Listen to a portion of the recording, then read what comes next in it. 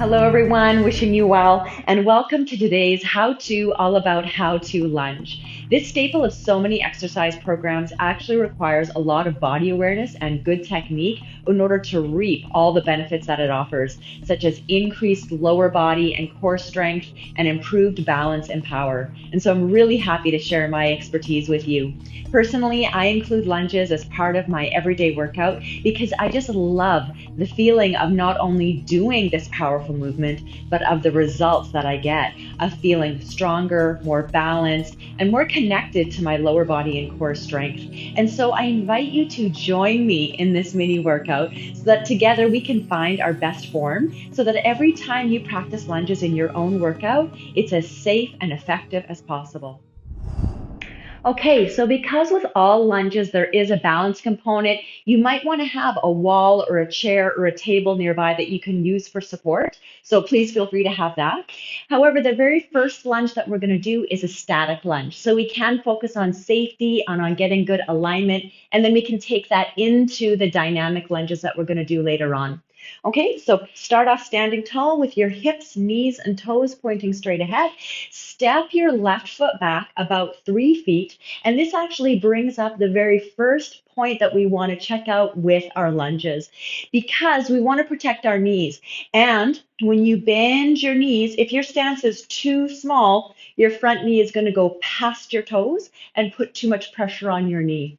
Okay, now if you're planning on not going down very low, if you need to be more careful with your knees, then a smaller stance might be fine. It might feel more stable. However, if you want to go deeper into a lunge, you're going to need to lengthen your stride so that when you do bend your knees, your front knee is right on top of your ankle and not going farther.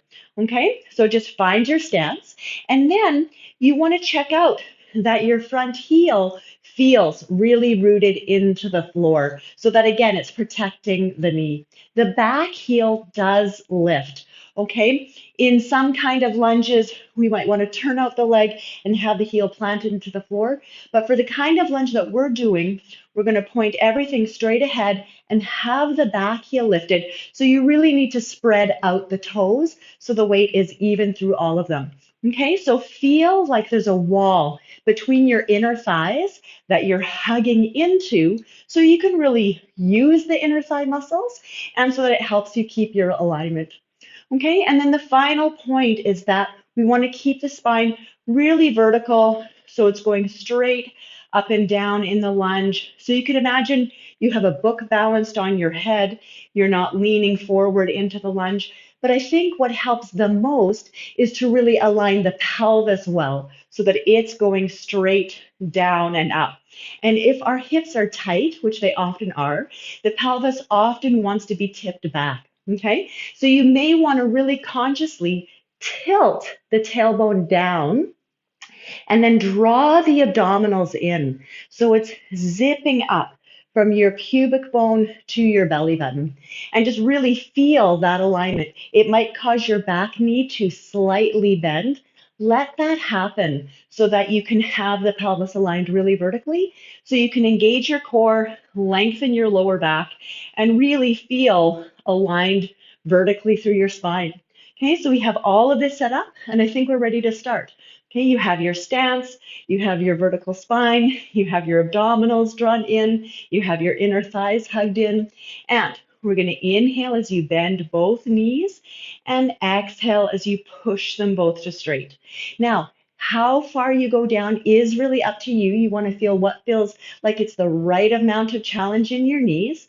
So as you inhale and go down, just feel out the very maximum I would say to go is 90 degrees, and exhale as you push. Okay, breathing in as you go down and breathing out as you push up. And we'll just do a few more, just checking in. You keep your inner thighs hugged right in to help maintain your balance. You keep your spine vertical, tailbone to the floor, abdominals in, and you really exhale and push into the floor. So you feel solid with your balance and solid with your power. And we'll do one more on this side. Inhaling down and exhaling to push. Step the legs together, switch over to the other side. And so find your stance, Point your hip, knees, and toes straight ahead. And then bring the tailbone towards the floor. Draw the abdominals in. Hug the inner thighs in. And we're ready to start. Inhaling as you bend both knees. Exhaling as you're pushing up to straight. Okay, just feeling your front knee is staying right on top of your heel. And exhaling as you push. Okay, you're keeping your inner thighs hugged in, knees pointing straight ahead, exhaling as you push. And you can really feel that as you exhale and push, you could reinforce the abdominals. You could really draw the navel in towards the spine so you have even more core power. Okay, we'll just do a few more. Inhaling down and exhaling to push, using anything you need for balance. And you can probably feel strong work in the legs, in both thighs, in the belly, in the inner thighs, in the alignment of the spine. So it's a really good workout. So we'll do two more, inhaling down, exhaling to push, and last one. Inhaling down, exhaling to push, and push your feet together. Good, excellent, good job. Okay, so now we're going to practice two different kinds of dynamic lunges. And the first kind that we're going to do is starting off forward and then stepping back into the lunge and together, and then switching to the other leg, stepping back and then stepping up together. But before we get started, I just want to remind us all of the importance of all the technique that we set up in the static lunges, because now that we're in this dynamic environment, it becomes a little bit more important, especially for the knees. When we step back, one or both knees can wobble and create instability, and then that can obviously create problems in the knees over time. And so we really need to firm up the muscles on the inner and the outer knee, just create a little bit more tone there to keep them on track, but also through the ankles. If our ankles are wobbling, that's going to affect the knees. And if our hips are wobbling, then that's also going to affect the knees. So we need to be hugging in the muscles on the inside and the outside of the ankle, the inside and the outside of the knee, and the inside and the outside of the hips, so that everything is staying as stable as possible. Okay, so let's get started at the top of the mat. And then already set up your spine in a pelvic tilt. So you're aiming your tailbone towards the floor. You're zipping your abdominals up from your pubic bone to your belly button, really firming up the core muscles and feeling the spine stay long. And then hips, knees, and toes are pointing straight ahead, and we're ready to start. We're going to inhale to step back and just feeling what your length of your stance is so that your front knee is right on top of your heel. And then exhale as you push back up together, and inhale as you step back. Again, just finding your stance, and then exhale as you push back up together, and then just continue side to side at your own breath pace. Okay, inhaling as you step back, feeling that stability through the ankles, knees, and hips, and exhale as you push together. Inhaling as you step back, feeling your hips level, knees pointing straight ahead, and exhaling as you push. And continue. Inhaling, feeling that wall in the inner thighs, and exhaling as you push, and really feeling tall through your spine, and exhaling as you push with the tailbone to the floor and the spine staying vertical.